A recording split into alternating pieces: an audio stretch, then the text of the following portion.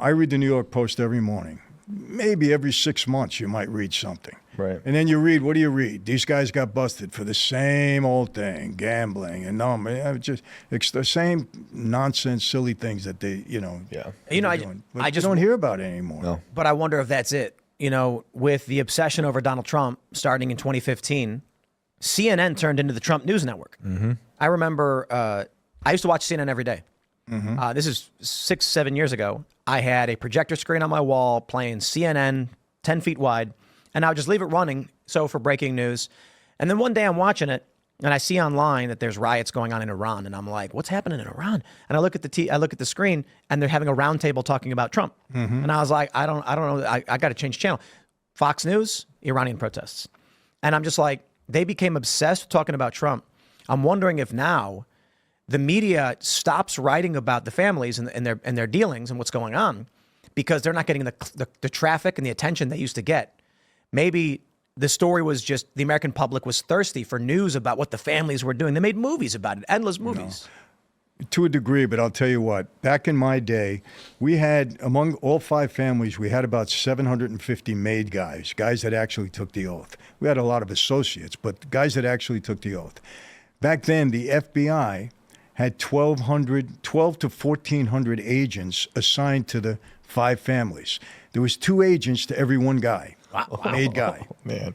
Now, there's less than 100 agents for all 5 families. What I'm saying is either it's a prime time for resurgence because the public doesn't care and the feds don't care, or they've already they have operation going, but they're keeping it under the radar. They are keeping it under the radar. They're not going away. That much I can tell you. But they're just the feds are just not on them anymore. They feel that they did the job to a great degree. They got to go after the J6ers. Yeah, but they're not. But again, let me tell you, you don't want to get me started on that. Yeah, we do.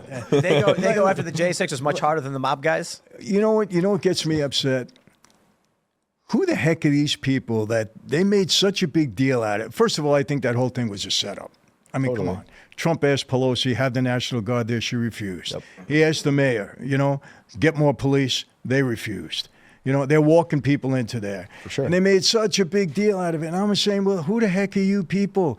Right. Our cities were burning down. Yeah, well, they funded those. Yeah, after Floyd. Burning down, businesses closed, riots, people getting killed in the streets. Oh, it was a summer of what? What'd they call it? Love. Yeah, summer of love. Mostly peaceful. Yeah, so now we got to worry about you. Not one of you got hurt. You're hiding under the desk. You got a police force around you. Nothing happened. Mm-hmm. But, it was an assault on democracy when normal people are getting killed, businesses getting closed, thousands are getting burned down. Yep. But you're special. Come on, It's funny is it just sounds like a gang. Yeah. When it's funny you tell the story about your gas stations. The problem was that you were taking money from them, right? Yeah, exactly. They don't care if the people are robbing each other, but don't go after their paychecks. Exactly. That's when they get mad. Exactly. That's why they didn't care about the summer of love. Rioters threw firebombs at the White House, torched the guard post, set fire to St. John's Church. The president was forced into an emergency bunker, but they don't like Trump, so that was fine. They didn't care. They don't care about it. They don't talk about it. There's no commission about it. They didn't want it to end. Yeah, right. No. They were right. Kamala was she put out that link to donate to help get these people out of jail. Yep, Maxine Waters to get in their faces. They loved it. Did you ever think in your wildest imagination that we would see something like that? No. And Jack Posobiec has a really great post. I want to pull this one up. It's heavy political, but I think this one matters. What surprised me is knowing history, what happens, and it's bound to repeat itself. But it was just shock of people I knew overnight being brainwashed into being bloodthirsty for your neighbor or for your loved one and banishing your family if they had wrong thing, or seeing people donate money to arsonists or marching down to the city and doing violence themselves. This is a great post from Jack Posobiec. He says, I really have to tell the Zoomers, politics is not usually like this. Presidential elections are not usually like this. Usually they're kind of boring. Multiple assassination attempts, sitting presidents dropping out nuclear war threats, one party trying to lock up the other candidate. There's never been anything like this. Yeah. 100%. I mean, it's like a fictionalized novel that you'd read 20 years ago that this could happen and you'd laugh it off. It would never happen. How old are you?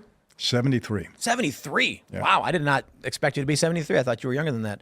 But you've been around for a lot of presidential elections, and you agree with Jack? It's usually pretty boring. Yeah, I mean, well, first of all, it was great because one day, okay, you went out and vote. By the next morning, you know who the president is, or later that night. Do you think the elections were rigged before, though, at some point? Absolutely do. Presidential ones? Before what? Before the 2021. I have no evidence to Right. say that happened. I didn't even think of it. Really? Yeah. Because knowing you could fix games, knowing World Series have been fixed, it's like it seems nothing is safe. Yeah, I have no evidence of that. Never heard anything on the street about that until Right. The last election in 2020. But do I believe that election was rigged? 100%. There's a lot of weird stuff going on. 100%. Yeah, I mean, come on. Look, COVID was the best thing that ever happened to progressives. Mm-hmm. But again, too, I wish people would just wake up. These people have lied to. I mean, they caused people to die during COVID. Oh, yeah. Oh, I think These are murderers. Genocidal. These are murderers. Mm-hmm. what They are murderers. what Cuomo did with the nursing homes. Yeah, I'll never forget it. And now he's entertaining a run for New York City mayor with what's going on with Eric Adams. I know. And people are actually suggesting he'll probably They win. deserve him. He's a genocidal maniac, in my opinion. But it wasn't just him; it was other Democrat. I think governors. Whitmer did it as well. Yeah, I think it was also Wolf in where was he? Was he PA? PA.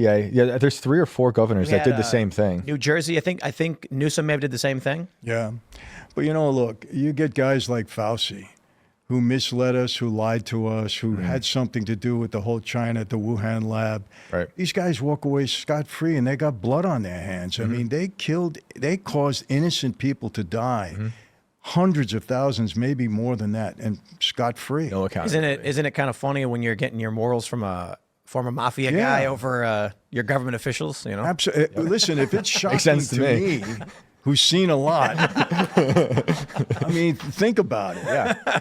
But for me, again, it's all a violation of trust to such a degree that you cause people to die, and you're a public official, and I don't know why I just cannot. I can't. You wanted your neighborhoods to be nice. Yes. You wanted to go to your restaurant, bring your family out, not worry about it. I mean, there's parts of the New York City I just won't go to anymore because they're lost. I know. They're And listen, insane. Chicago, I love that city. Yeah. Chicago's a great town. I always looked at it as a miniature New York, easier to get around Yep. with, great food, good people, great. And look at it now. Yeah, man. And to see the Mag Mile, Water Tower, Gold Coast areas, what they're turning into, it's crazy. The downtown storefronts just closed.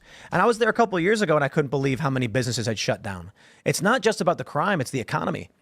I think, it's one thing when you look at the local level, defund the police, the political climate around policing, the cops can't do anything. Not to mention, I mean, Chicago cops are corrupt. Not all of them, but Chicago's got corrupt cops. And I think now what we're looking at is, I guess, the inverse of when things break down the other direction, and now it's just gang crime and theft and robberies. Now there's no town at all. What's going to happen is, I go back home and I'm shocked to see what the city's turned into. But the people who never left, it's just the same, right? So the younger people are like, what do you mean? It's always been like this. Right. Yeah. Older people are like, no, there used to be a hot dog stand over there. There used to be a barber shop over there, an ice cream shop right there. I think a lot of that is what breeds nihilism in the younger people who are doing this like petty, violent crime, day-to-day stuff because they have no meaning in their lives. Going back to having no God and stuff like that. People used to say, well, you guys corrupted the cops. Yeah, okay. So we had a card game, and they would come, and we'd pay them off and look the other way while guys are sitting down playing cards. Right. They're not shooting each other. They're not robbing people in the street. They're not selling drugs. They're playing cards. Right. Okay, sorry the government isn't getting their cut out of it. Okay, so the cops, they would look the other way. We'd pay them. They'd go away.